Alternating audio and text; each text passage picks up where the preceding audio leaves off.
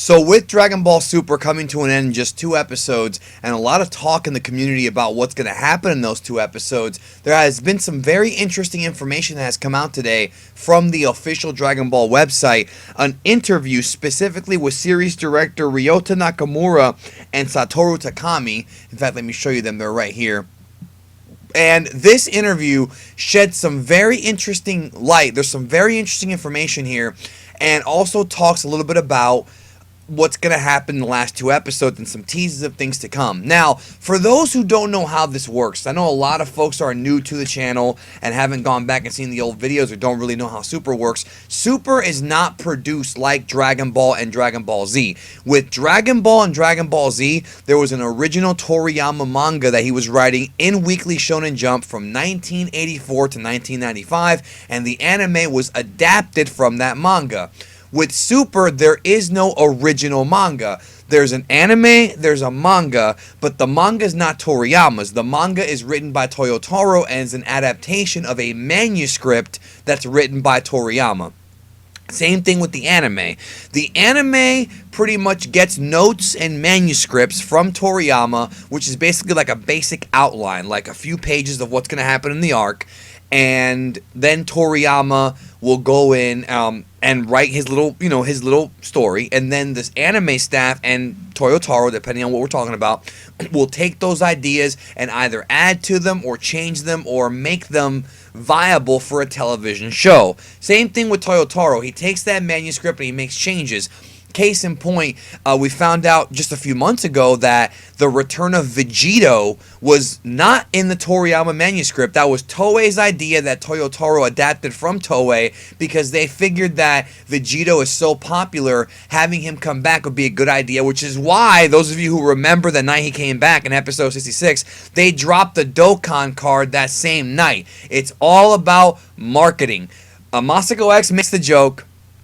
It's true. It's all about marketing. They want to sell toys and, put out things that are fan servicey. That's why we have female Broly and things like that. So, that's just how it is. Every single, brand does this. Star Wars, Power Rangers, whatever you're into. Pokemon, they always do that. That's why they always have new evolutions for Pokemon and things like that, and new games. So I wanted to dig into this interview here because there's some really interesting tidbits, and as always, I want to thank my buddy Herms. He is the tippy-top translator we have in our fandom for translating this for us. I don't trust Google Translate at all. I do trust Herms. We have some notes here that he wrote from this, and I'm going to go ahead and add my own opinions as well and kind of explain some things to you guys that Herms did not outline.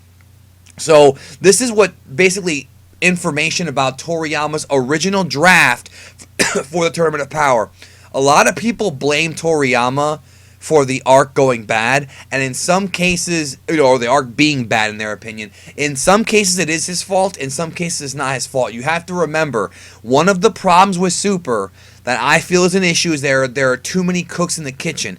Every episode has a different writer, and everybody has their own opinion on how to do Super, and that's why it comes off so disjointed.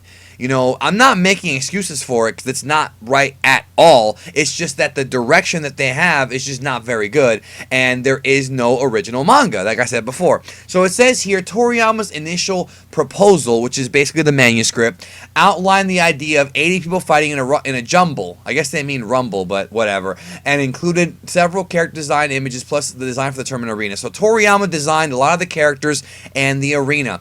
Toriyama first drew the designs for Jiren, Toppo, and Dispo. So we know that in the early drafts, those were the first 3 characters that Toriyama had drawn for Team Universe 11, which are, the 3 most important characters. Toriyama's original draft lacked any indication of Jiren's personality, so the anime staff planned on making him a talkative character. Again, this is where the anime changes and adds things from Toriyama's original manuscript. However, when they suggested to Toriyama, he replied that Jiren is a character who doesn't speak. It was at this point that Toriyama sent them the backstory that Jiren's parents and martial arts master were killed. So that pretty much in a way confirms that it wasn't Goku Black. I already debunked that a few weeks ago, or Vermouth or anything. It was just a backstory that Toriyama sent them so that they knew what the backstory was. But a lot of folks have been complaining that Jiren has no personality. Well, that's Toriyama's idea. He did not want this guy to talk a lot. It says here, as a result, Toppo inherited the anime staff's original plans for Jiren's personality, which is why he talks a lot about justice all the time. So, the anime staff wanted Jiren to be the guy who's always like, justice, justice, but they gave it to Toppo. And to be honest, it fits Toppo's character more. I like the idea that Toppo's the actual leader of Universe 11, the Pride Troopers, and that Jiren is just, you know, more like a, just their muscle. You know what I'm saying? Like their enforcer. That would be the best name to call him. And I like that he's the one who's all about justice. Actually, that's a good change. I'm glad that they moved that over there. It says here, Toppo being a candidate for God of Destruction was included in Toriyama's draft, so it was his idea to do that. And again, I want to make this really clear to people, because I keep saying it, but I want you to understand, okay? Toriyama wrote very basic stuff. A lot of the issues with Super come from the anime staff being disjointed, not very good leadership. Not because Toriyama's to blame. People blame Toriyama for weekly episodes being bad when he has nothing to do with the weekly episodes. He just sent them a draft, and it's up to the anime staff to make it good. You have to remember that. The staff wondered how to handle Dispo's character, and his cocky personality was only decided upon once Ben Shimada was cast in the role. For those who don't know, Ben Shimada is the voice actor who plays Pilaf. He also plays Dispo, so when they cast him as Dispo, that's when the anime staff realized they were going to make him a cocky character, which I think is pretty cool. It says here, the rest of the Pride Troopers were thought of by the anime staff. So, and there's a big revelation. So, Toriyama did not design Casserole and the other Pride Troopers. That was 100% the anime staff. It says it right there. And for those who don't know, even though Toyotaro also does the manga, he helps design some anime stuff too. Like, he helped design some of the Gods of Destruction. You have to understand that Dragon Ball Super is a collaborative effort. It's not just Toriyama. It's Toyo. It's the anime staff. It's, you know, these gentlemen here. It's everybody involved. You know, and to me, that's kind of an issue, I think, in a way, because I think, again, they need some better leadership. And I'm not saying Toriyama's the guy. I think they have to have somebody in there to really orchestrate these arcs better so that they make more sense. In other words, take what Toriyama wrote, fix it, make it better. I think they need somebody in there to do that, especially if Super comes back next year or the year after, or whatever they do, probably next year, or whatever new series comes out. Also, I did a video already about things that I would change in Super, ways to improve it, and I'll give you a link to that at the end of this video so you can check that out, because I outlined my ideas for making the show better when it comes back. So here's some more interesting stuff. Ribrianne's fat transform form was designed by Toriyama, while the idea of having a cute girl transform into this fat character was added by the anime staff. That makes sense, because that's why if you read the manga, there is no Brienne de Chateau. She is Ribrianne. She's in her fat, or her, I hate saying that word because I don't want to offend anybody, overweight. She's big. She's a big girl, all right? So anyways, she was never supposed to be thin, but the anime staff created that idea. Neither Caulifla nor Kale were in Toriyama's original draft. Okay, so those of you who have blamed Toriyama for Caulifla and Kale, it ain't his idea, homie. Says here, during a conference meeting, the subject of Broly's popularity came up, so the anime staff created Kale. They made her a girl so that she wouldn't exactly be the same as Broly. Once they showed Kale to Toriyama, he created Caulifla to go along with her. So there you go. Like, people were sitting there saying that, oh, Toriyama is an SJW and a bunch of crap. People talk so much shit on the internet. I don't know what the hell they're talking about. Right here, it confirms it, that Toriyama had no plans for Caulifla or Kale. They created Kale because they wanted to capitalize on the popularity of Broly, because it's marketing. Like, this interview opens up a lot of eyes for a lot of people, I hope, okay? It says here, Toriyama's original draft included a document describing what happens to the Universe 7 Warriors in the tournament from beginning to end. This included who Piccolo, for instance, loses to, and who survives to the end, which sucks because I hated Piccolo's elimination. The document included all the main points since the battle between Universe 7 and Universe 11. That document is the manuscript that I'm talking about. That's what it is. It's basically like an outline with bullet points, and Toriyama would write, okay, Android 17, this happened. You know, Frieza, this happened. So, again, you know, 17 he's gone, and that was Toriyama's idea.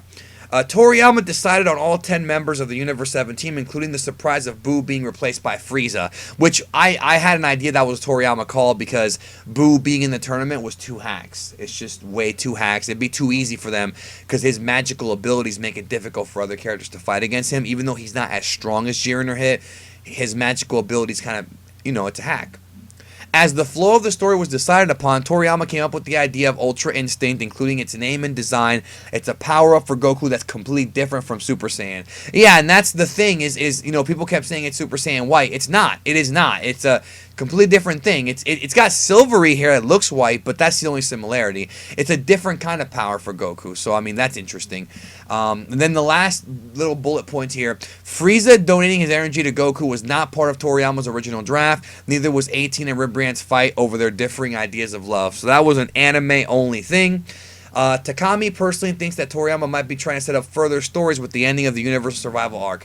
This is what I've been saying from the beginning, and nobody's been listening to me except for those of you who have been following me for a long time. The reason why the end of Super was so surprising, and I said this a long time ago, is because what they've done with Dragon Ball Super is they've created so many new characters here. The Assassin Hit, the Pride Trooper Jiren, all these Universe 2, right? Like Caulifla Kale. They've set this up so that they could do Dragon Ball forever. They could do a Jiren story, a Hit movie. They've got all these new characters, right, that can all get their own stories, and that's why I was so shocked that Super was ending like this, you know what I mean, because it seems like it's too soon, but they definitely have plans for the future. People who keep saying that Super's never coming back, or Dragon Ball's never coming back, that's nonsense because they just created the Dragon Room. So they're going to have manga, they're going to have video games, they're going to have probably another anime, and probably some movies, so it just seems like there's still so many more stories to be told with all these characters, not just Goku. And it says here, keep watching until the very end. On the last episode, there will be something special. So that's interesting. That they're tickling my taint, for lack of a better term here. So we'll see what happens. I don't think it's a cliffhanger, but I do think, like I said before, there will be several unresolved plot threads that I think are going to be played out later on, like Jiren's backstory, who killed his parents is a big mystery. They're not going to resolve that in Super. The two Zenos, the Grand Priest power. There's so many unresolved plot threads in Super, and I really hope they come back to it because I don't want Super to end and us be staring here with our genitalia in our hands being like, oh, what the hell. So I'm glad this interview came out and really shed some light on some things that I had suspected but I wasn't really sure about. Like I knew Kale was not a Toriyama idea because Toriyama didn't create Broly. Takao Koyama did. You know what I'm saying? And the fact that Kale came in and was obvious, like Toei, like, pandering to Broly fans. That's obviously what it was. Toriyama's never been the type of guy to pander to fans. He never has. Toriyama subverts your expectations every time. He's not the kind of guy who panders to people. So I just had that idea, and I'm so glad this interview came out to confirm it.